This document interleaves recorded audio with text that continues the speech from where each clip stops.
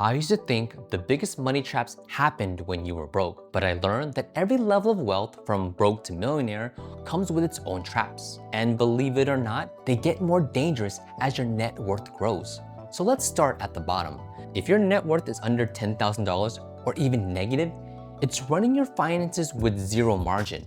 Because at this level, one completely normal expense can wipe out months of progress. And if you're not sure where you fall, your net worth is simply what you own minus what you owe. When money is tight, it can feel like you can't afford to leave money sitting around. Every dollar already has somewhere to go. Your credit cards, your bills, debt, something you've been putting off. But when every dollar is already spoken for, your finances are incredibly easy to knock over. The car needs repair. Something breaks in the house. Your kids suddenly need something, and now your credit card comes out to pay for it. That's the consequence. You can spend months making progress, and one ordinary expense puts you right back where you started. So at this stage, I wouldn't obsess over making every dollar mathematically perfect. Instead, I focus on becoming harder to knock over.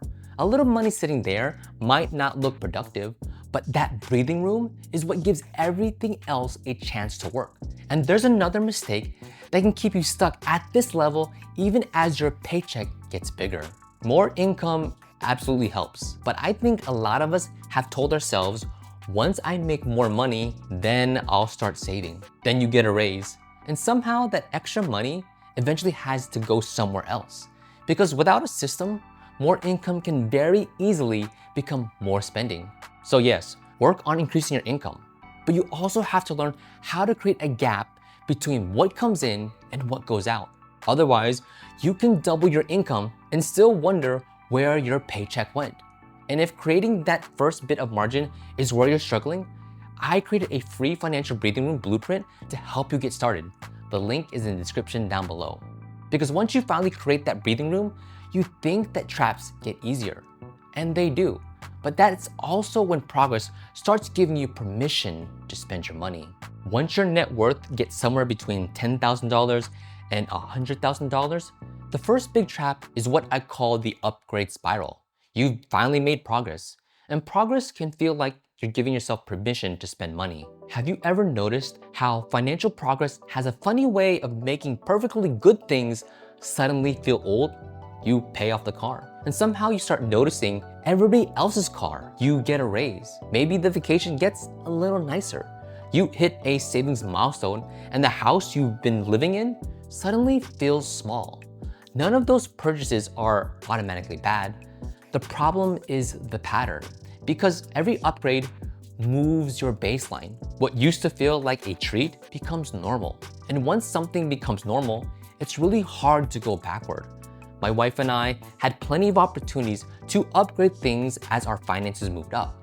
But I've learned there's a better question than, can I afford this? To, do I want this to become part of what my life cost? Because that's the consequence of the upgrade spiral. The money that was finally creating momentum starts getting redirected toward maintaining a more expensive lifestyle. But spending too much isn't the only mistake at this stage. You can also go too far in the opposite direction. You worked hard to finally build $20,000, $40,000, and maybe $60,000. Seeing that money sitting safely in your bank account feels good, especially if you remember what it felt like not to have that money. And you absolutely need cash for emergencies and things you'll need soon. But money you're not going to use in the next 10, 20, or 30 years needs a different job. At some point, some of that money needs an opportunity to grow. The danger isn't dramatic. Nobody sends you a bill.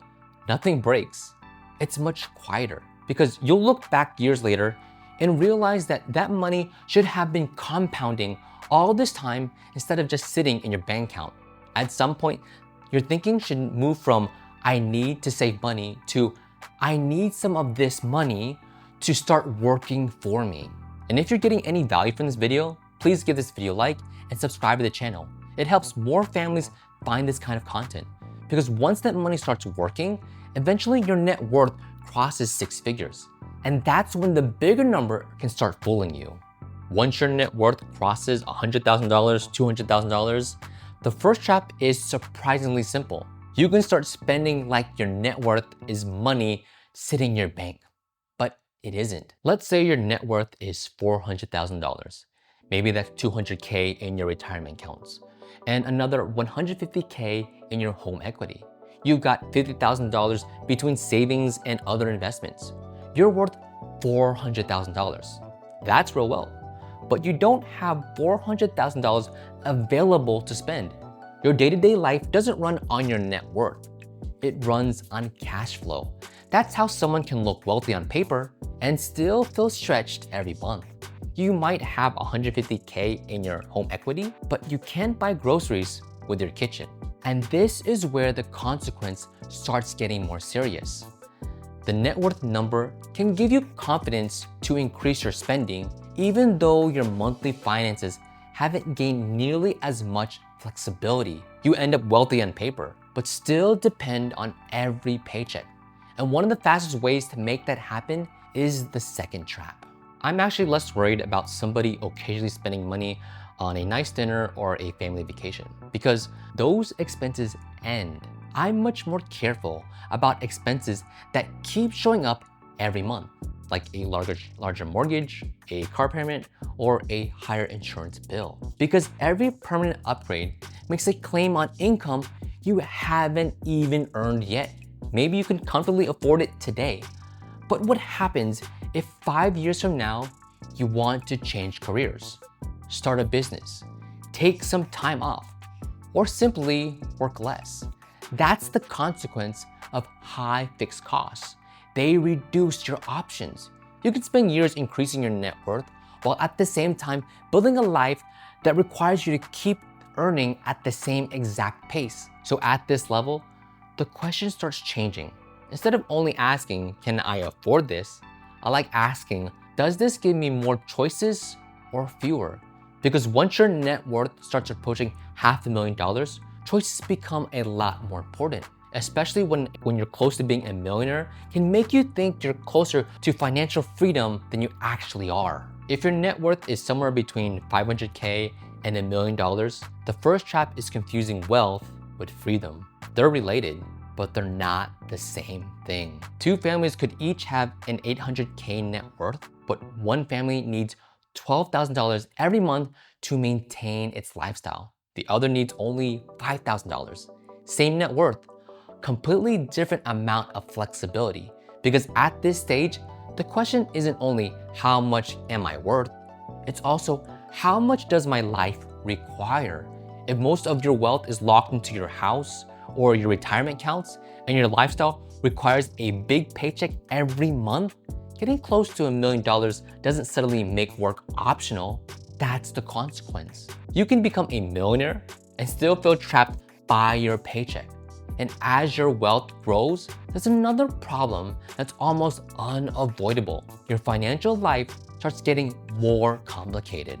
When you started, maybe you had a checking, savings, and retirement account only, but now you got a 401k, IRA, brokerage accounts, college accounts, credit cards, maybe business accounts, and eventually you're bouncing between a bunch of different places just trying to answer one question. How are we actually doing? That's complexity creep. Having multiple assets isn't necessarily the problem. The problem is losing visibility over your own financial life. And that's actually a good place for something like Monarch Money. Monarch can bring things like your spending, net worth, and investments together so you can get a clearer view of your overall finances instead of trying to piece everything together from different places. If you want to check out Monarch for free, I'll leave my link in the description down below. The goal isn't to make your finances increasingly complicated just because you're becoming wealthier. Is to make sure you still understand what all your money is actually doing. And then eventually, you cross the number so many spend years chasing, $1 million. Once you become a millionaire, the first trap is something I don't think people expect. Your definition of normal can change. As your financial life improves, your frame of reference can change with it. Maybe you're around people who are doing well. The nicer vacation becomes a normal vacation. The bigger house becomes the normal house. The newer car becomes a normal car. You don't necessarily sit down one day and decide, I'm going to become more expensive. The baseline around you just moves. And that's what makes this dangerous. Comparison doesn't disappear when you build wealth. Sometimes you just start comparing yourself to wealthier people. People can see the car you buy. They can see your house. They can see your vacation. What they can't see is the money you didn't spend. They can't see the flexibility you created by having fewer payments. They can't see the investment quietly growing. They definitely can't see the freedom those decisions might eventually give you. So the danger isn't enjoying your money, it's letting the people around you quietly decide what your lifestyle should cost. And that brings me to the trap I think matters the most. Most of us didn't start building wealth because we love staring at numbers. We wanted what we thought the money would eventually give us.